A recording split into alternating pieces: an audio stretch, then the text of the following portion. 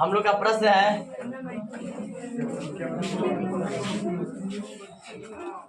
गुप्त काल को प्राचीन भारत का स्वर्ण युग क्यों कहा जाता है। ठीक है, जो हम लोग का गुप्त काल था, जो गुप्त काल में जो भी हमारे एक से एक महापुरुष हुए है ना, गणितज्ञ हुए, जैसे आर्यभट्ट इसी काल में हुए थे।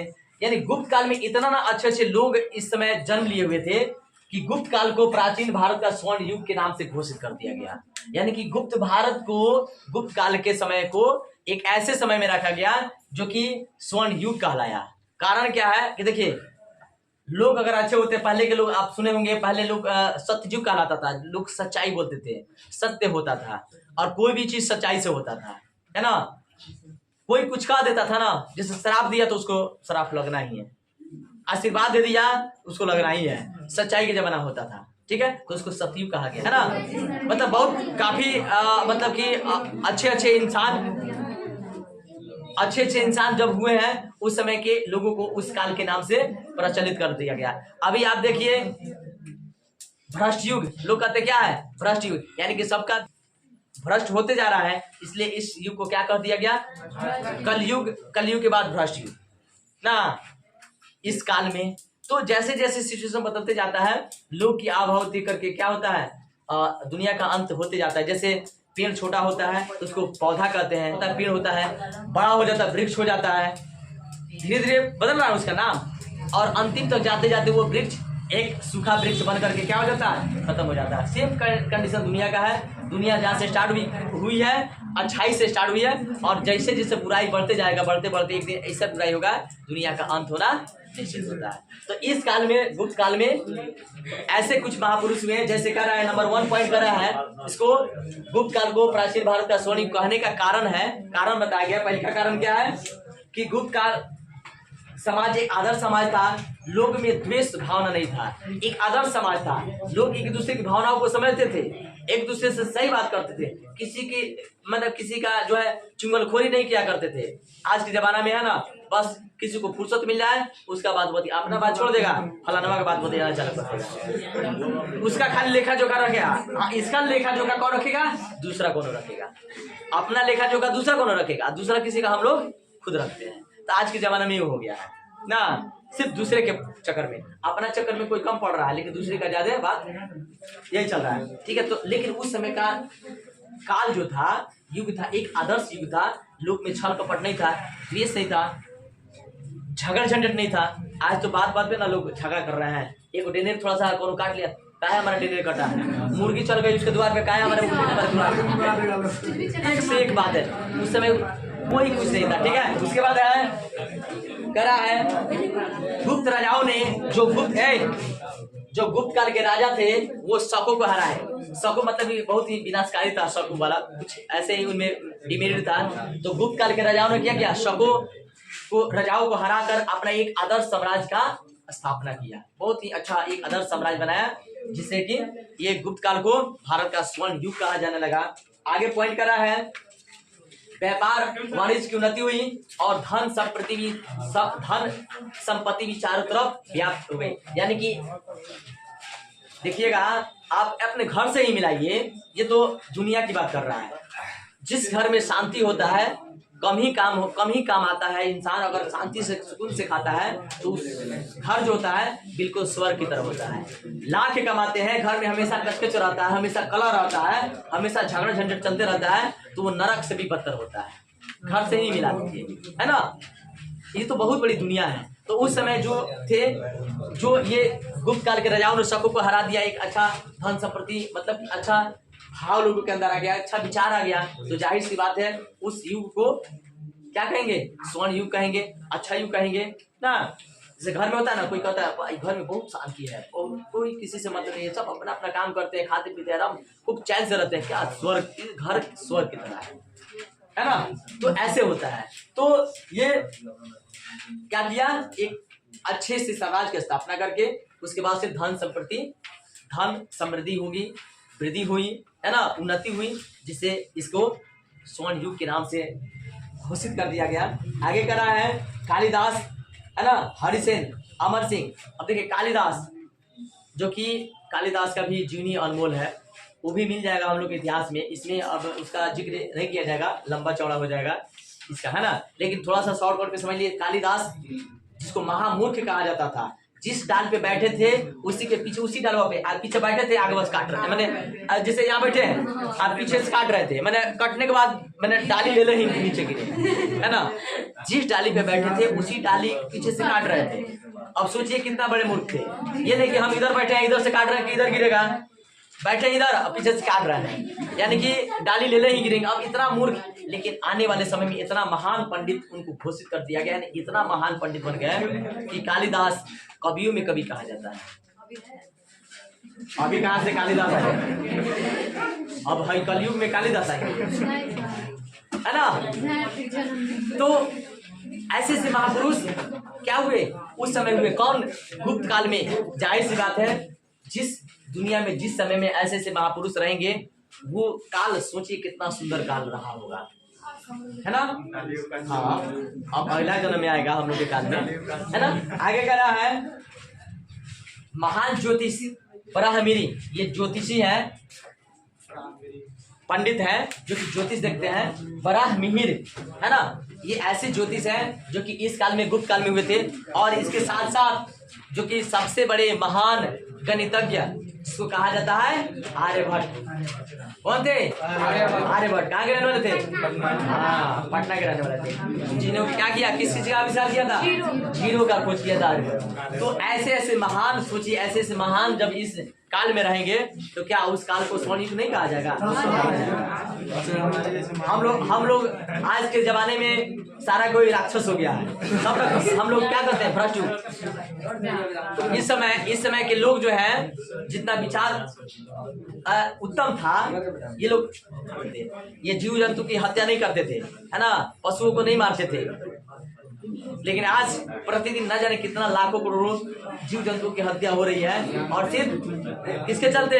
हम इंसान के चलते। आगे कह रहा है तक्षशिला और सारनाथ, नालंदा।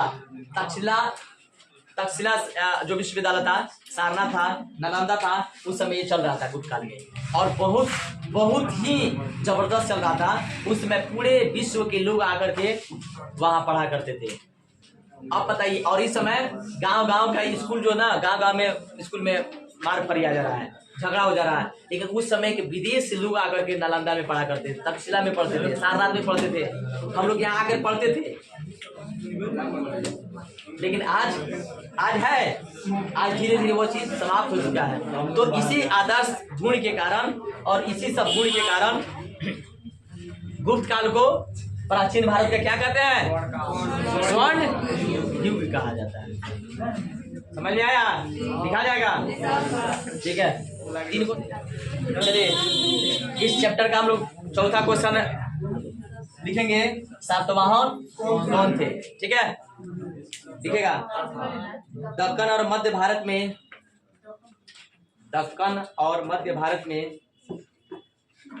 मौर्यों के उत्तराधिकारी, मौर्य वंश का राजा कौन था? अरे अशोक मौर्य वंश का था क्या? दक्कन और मध्य भारत में मौर्यों के उत्तराधिकारी सातवाहन हुए।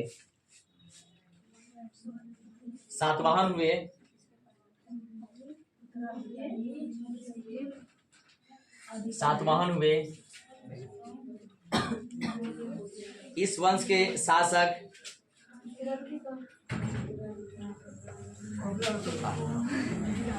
ठीक है, इस वंश के शासक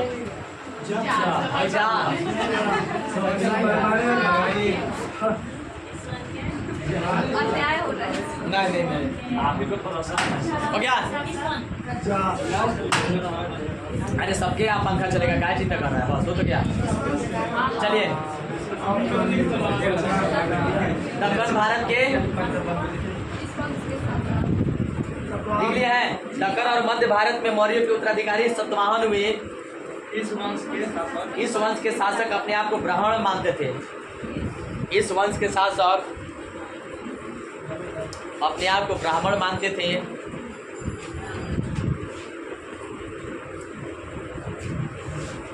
इस वंश के शासक अपने आप को ब्राह्मण मानते थे।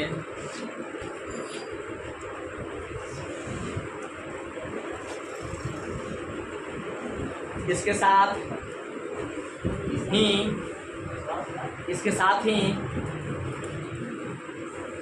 वे अपने आप को क्षत्रिय शासकों का नाश करने वाले बताते थे।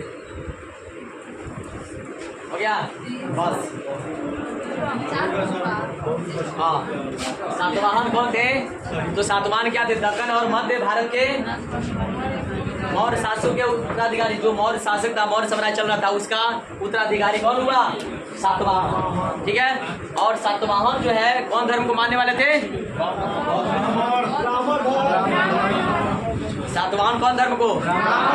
ब्राह्मण धर्म को मानने वाले सातवाहन थे। और ये अपने आप को स्वयं को क्या मानते थे? क्षत्रियों का नाश करने वाले। यानी कि ये उत्तराधिकारी ऐसे हुए, ये कह रहे थे कि हम क्या करेंगे, हम क्षत्रिय साम्राज्य का नाश कर देंगे, रहने नहीं देंगे। ठीक है। तो ये सातवाहन का है। ठीक है, समझ में आया सातवाहन? आगे क्वेश्चन लिखिए 5 नंबर।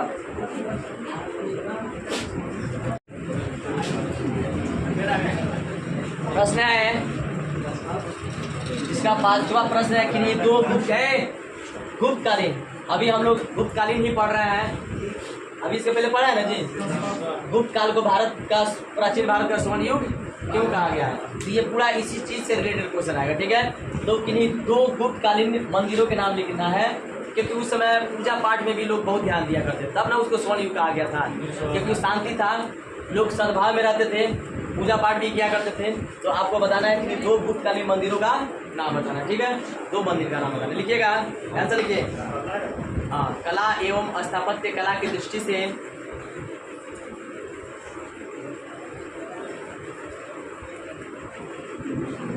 गुप्तकाल गुप्तकाल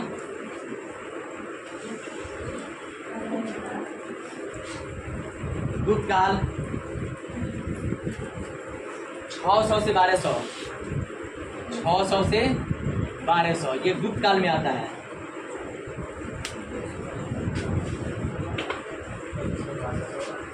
सौ से 1200 ईस्वी, 600 से 1200 ईस्वी अद्वितीय था। अद्वितीय मतलब उसके समान दूसरा कोई नहीं, अद्वितीय था। हो गया?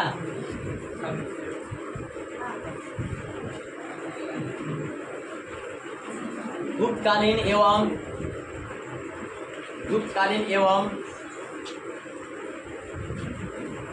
स्थापत्य कला को 2 भागों में बांटा गया है।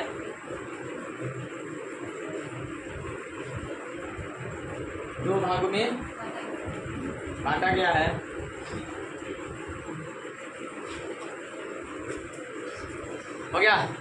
अब 600 से 1200 ईस्वी के बीच 2 भागों में बांट दिया गया। एक होता है 600 से 900 और 900 से 1200। ठीक है, 2 भागों में इसको गुप्तकाल को बांटा गया। 600 से 900 नंबर 1 लिखिएगा पॉइंट। 2 को बताना ना, तो एक को पहले लिख लीजिए 600 से 900 ईस्वी तक। मामलपुर के रथ मंदिर और मूर्तियाँ रथ मंदिर और मूर्तियाँ।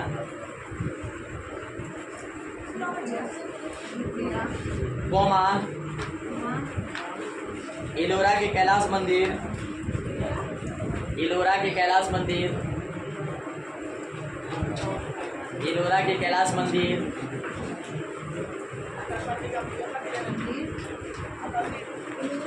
एलोरा के कैलाश मंदिर एवं जो एलिफेंटा के मंदिर आते हैं। हो गया? यानी कहने का मतलब है 600 से 900 के ईस्वी के बीच जो है ये मामलपुर के रथ मंदिर है ना, और मूर्ति, और नाम सुने एलोरा के कैलाश मंदिर, बहुत प्रसिद्ध मंदिर है एलोरा के कैलाश मंदिर। ठीक है, और एलिफेंटा के मंदिर, एलिफेंटा के मंदिर बीच में आते हैं 600 से 900 ईस्वी के बीच। दूसरा का पॉइंट लिखिएगा 900 से 1200 ईस्वी, डैश देके लिखिएगा। इस समय खजुराहो, खजुराहो का मंदिर सुने हैं? खजुराहो नाम सुने हैं? बहुत प्रसिद्ध है खजुराहो। पोस्ट में लिखिएगा बुंदेलखंड। खजुराहो पोस्ट में लिखिएगा बुंदेलखंड, ये बुंदेलखंड में है। हाँ बुंदेलखंड। कौमा लिख दीजिएगा Orissa, comma Orissa, comma Rajputana, Rajputana, Rajputana, comma Chola, Chola वंश का नाम सुने? चोल वंश। हाँ कौमा पल्लव वंश, पल्लव वंशों के द्वारा